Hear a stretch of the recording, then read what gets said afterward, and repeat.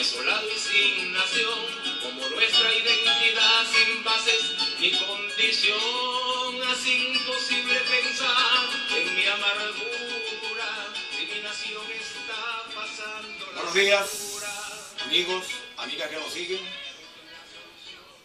Hoy vamos entonces a la segunda entrega del TIC informativo, la nota cultural. Espero que haya pasado un fin de semana productivo y hoy vamos a comentar un ensayo del amigo Luis Pedro España, un libro que está reciencito sacado del horno, lleva por nombre Desiguales entre Iguales, un libro que recomiendo ampliamente, la radiografía social de la Venezuela actual.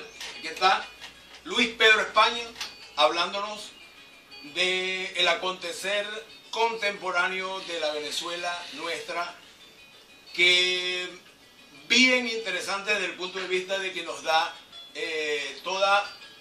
unos indicativos de el por qué Venezuela actualmente está pasando por una serie de situaciones por la cual estamos prácticamente en un apremio histórico. Dentro de lo que vamos a atacar hoy, lo que vamos a estar comentando, podría hablarles de que son 15 los capítulos del libro, ¿verdad? Interesantísimo porque nos habla, fíjense, de la parte de lo que es lo social, nos habla del desconocimiento de la Venezuela popular, está la institución de la familia, está lo que es la inserción de la mujer en la vida pública. En el capítulo 5 nos habla de lo legal, lo formal y lo fáctico. También acá Luis Pedro nos habla de la radiografía social de Venezuela. En el capítulo 8 habla de cómo se sale de la pobreza. Muy bueno este capítulo.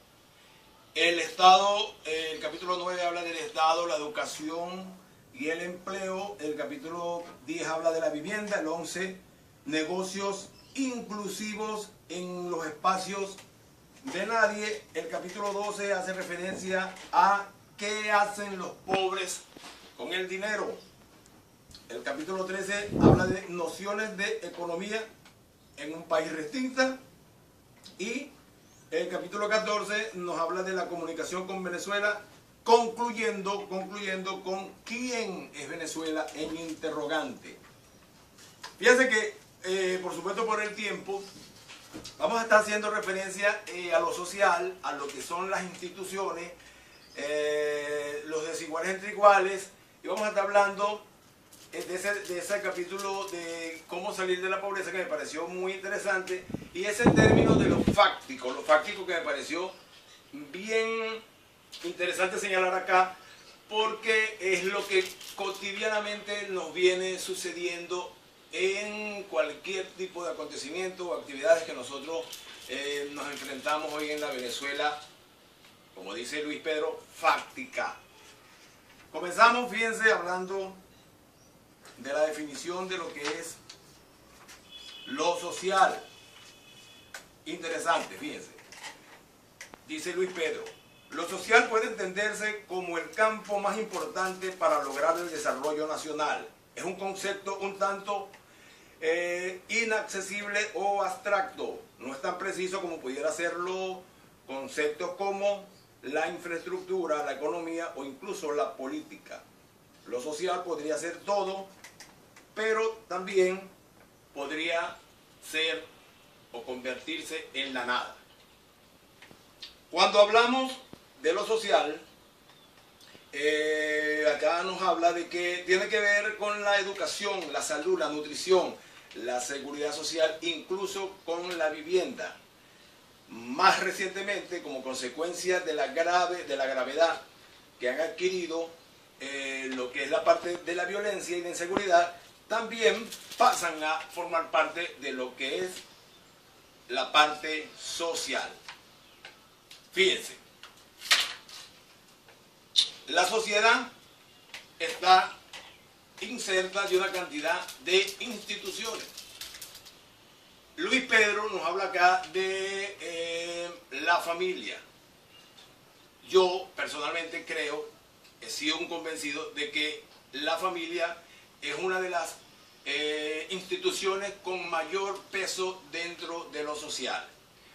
Pedro Luis acá, de una forma muy pedagógica, nos invita a reflexionar sobre eso, porque él, al contrario de mi opinión, no está de acuerdo con que la familia sea lo más importante dentro de la sociedad, o por lo menos no es el peso que se le debería dar, como acostumbramos la mayoría de las personas a achacarle todos los males a la familia. Vemos o conocemos de personas que comentan, bueno, esa persona o ese señor o ese joven tiene esas tergiversaciones porque seguramente en la familia no tuvo valores bien arraigados.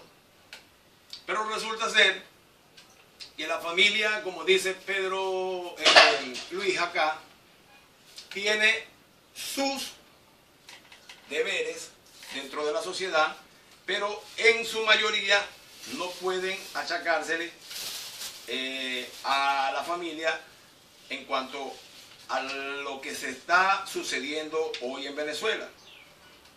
Vamos a precisarlo acá en sus datos. Acá en sus datos vamos entonces a buscar la parte donde él nos habla de la familia. Acá está. Y nos dice, por ejemplo, la familia no es la célula fundamental de la sociedad, aunque muchos textos escolares repitan el lugar común, aunque maestros lo digan hasta la saciedad, aunque la Iglesia Católica siga la cruzada a favor de papá, mamá e hijos, debe tenerse en cuenta que hay una clara diferencia entre familia y sociedad.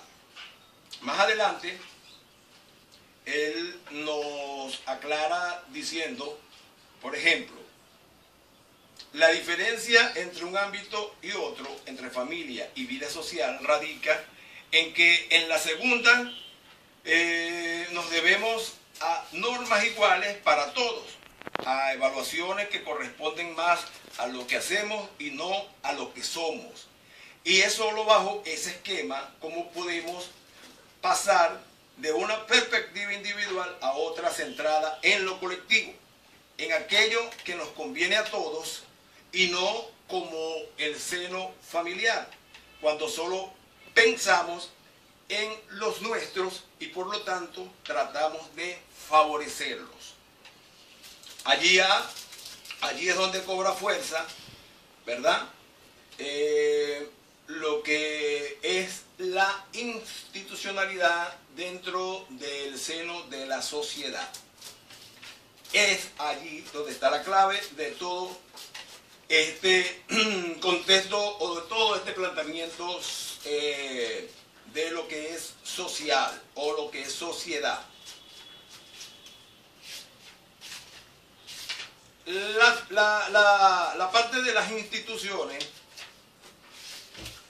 que inclusive hablaba el gran filósofo Sócrates, él hacía una definición de institución, él decía que en las sociedades las instituciones tenían que ser tan férreas, tan verticales, porque era lo único que podía garantizar que la ciudadanía estuviese definida por conductas y normas inviolables. Es decir, si las instituciones no funcionan, por supuesto que la ciudadanía va a incurrir de forma mucho más recurrente a lo que es la anarquía y de lo que son, por supuesto, las costumbres que no favorecen a una sociedad. Tirar papel a la calle, hacer cualquier tipo de discriminación hacia los mayores, y respetar todo lo que son las normas cívicas. Por supuesto, eso va a incidir mucho cuando las instituciones son flexibles, cuando las instituciones no tienen suficiente peso y jerarquía como para, por decirlo de una forma, aterrorizar o hacer que las personas guarden un sigiloso respeto por estas. Es por eso que cuando hablamos de la institucionalidad, estamos hablando de que la escuela como institución, la salud como institución, el órgano de justicia como institución deben garantizarnos a nosotros los ciudadanos toda la confianza para, por supuesto, poder nosotros creer en las políticas públicas que nos albergan. Hay un capítulo importantísimo. Este libro, como les dije, se lo recomiendo ampliamente porque de aquí podemos encontrar o podemos deducir el por qué hemos venido deteriorándonos cada vez más como sociedad. Por supuesto, nos va a servir para guiarnos en lo que fue el proceso desde los años, inclusive 1958 hasta acá, para no incursionar en lo que fueron las dictaduras y las guerras federales de tiempos pasados, para ubicarnos más en lo presente, porque es importante, acá como Pedro juega, ¿verdad?, con esos factores de pobreza, de debilidades sociales que hemos venido arrastrando de un tiempo para acá. Fíjense, en Desiguales entre Iguales hay datos importantísimos que nos ponen a pensar.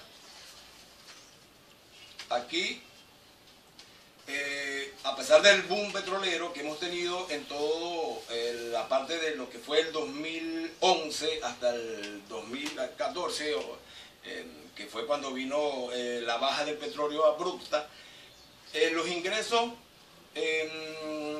a pesar de que fueron multimillonarios en dólares, la pobreza se vino incrementando considerablemente. Algo ambiguo, algo que de verdad nosotros todavía no nos hemos podido explicar. El analfabetismo creció en un porcentaje inexplicable.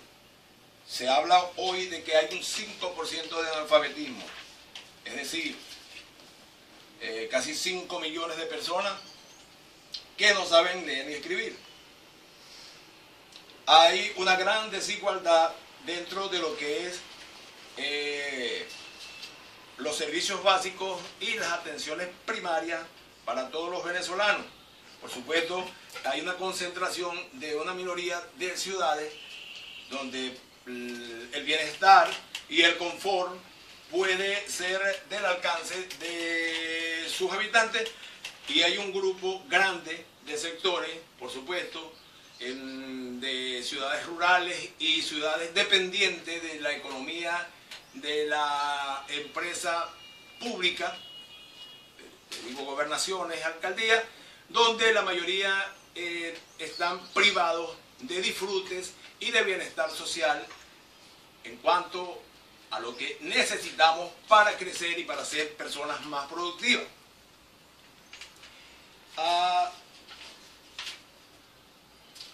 Datos, por ejemplo, como que, por acá nos dice Pedro,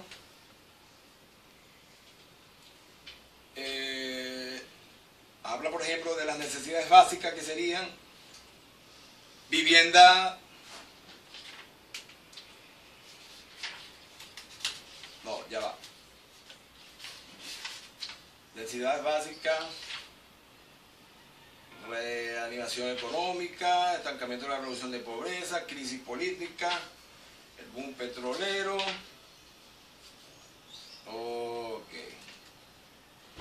Ok, aquí está. Más allá de la reducción de la pobreza, un acceso social de sectores populares. A partir del método de estratificación social utilizado por la Universidad Católica Andrés Bello y su estudio sobre la pobreza en Venezuela, puede verse cómo los extractos medios y altos del país pasaron a ser, entre 1997 y el 2007, de 2.8 millones a 4.5 millones de personas. Los sectores populares crecieron de 6.9 a 9.9 millones de personas, y la pobreza en general pasó de 12,6 millones en 1997 a 13.1 millones en el 2007. En términos porcentuales, la pobreza se redujo en 8 puntos. La pobreza no extrema pasó de 42 a 37 y el periodo y la extrema de 13 a 10.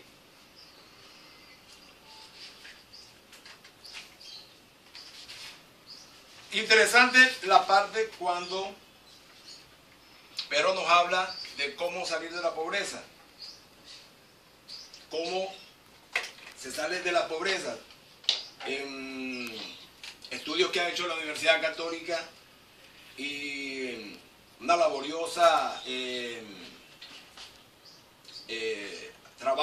un laborioso trabajo que ha dado resultados para la comprensión de este estado social.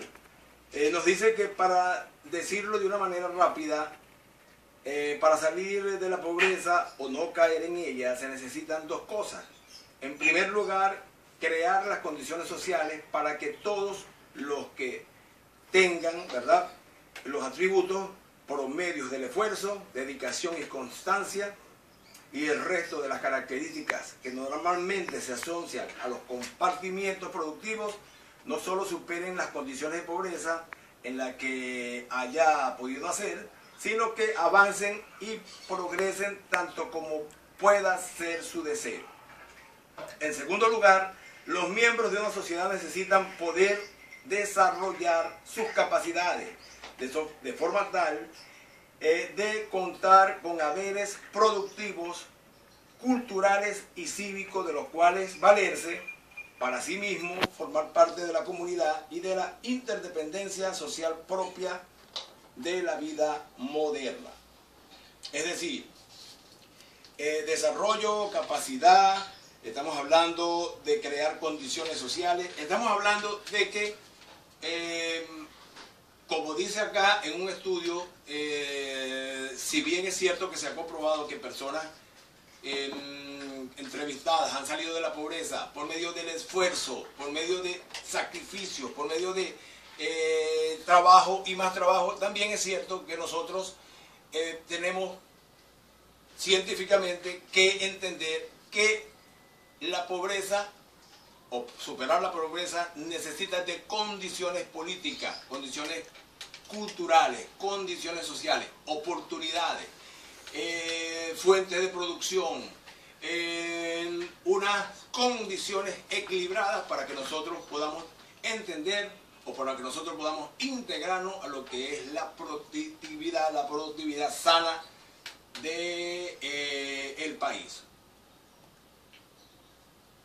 Ya para concluir con esta revisión rápida de este excelente libro, termina Pedro aquí en sus conclusiones haciendo una pregunta que llamó la atención a todos y los invito a reflexionar en esta pregunta. ¿Quién es Venezuela? ¿Quién es Venezuela? La Venezuela mayoritaria somos todos, dice aquí Pedro. No es un deseo ni un lugar común. Es lo que nos identifica y da sentido de pertenencia. No importa qué tan por encima o por debajo de la estratificación social nos encontremos unos de otros. Pero quiero concluir con esta reflexión que hace Pedro, que nos unifica a todos los venezolanos como lo que llamaríamos la venezolanidad, que no es, por cierto, el pabellón, la arepa, el joropo, el turpial, el aragonés, no, fíjense. El hecho de que yo no baile joropo, el hecho de que yo no me guste el pabellón, no me hacen menos venezolano que el otro. Lo que sí se ha conseguido son estándares acá, señalados por Pedro Luis, que hablan de el deseo por el progreso. Eso sí nos unifica y nos uniforma a todos. Casi un porcentaje muy grande, de más del 80% del venezolano quiere progreso, quiere progresar, quiere mostrar signos de avance, de ser exitoso. El otro es el derecho al pataleo. El derecho al pataleo está un poco identificado con lo que es la expresión, la libertad, la libertad de expresión. Y el tercero es el sentido de lo democrático, que va más allá de una formalización jurídica, un modo decisional o un mecanismo de sucesión política. Se trata de cierto sentido de justicia que se relaciona con el igualitarismo, el rechazo, fíjense, al abuso, el rechazo al conflicto y el rechazo a esos sesgos, ¿verdad? A esto que estamos viendo tanto en Venezuela, que la discriminación de unos por otros. Ya saben entonces que la próxima entrega la haremos el domingo. Con esto finalizamos. Recuérdense que estamos en la ciudad de Tinaquillo, estado Cojedes, Venezuela, y quien les habló, Rafael Silva, en La Nota Cultural. Y nos vamos, un poquito de música. Hasta la próxima. Si un amor pasó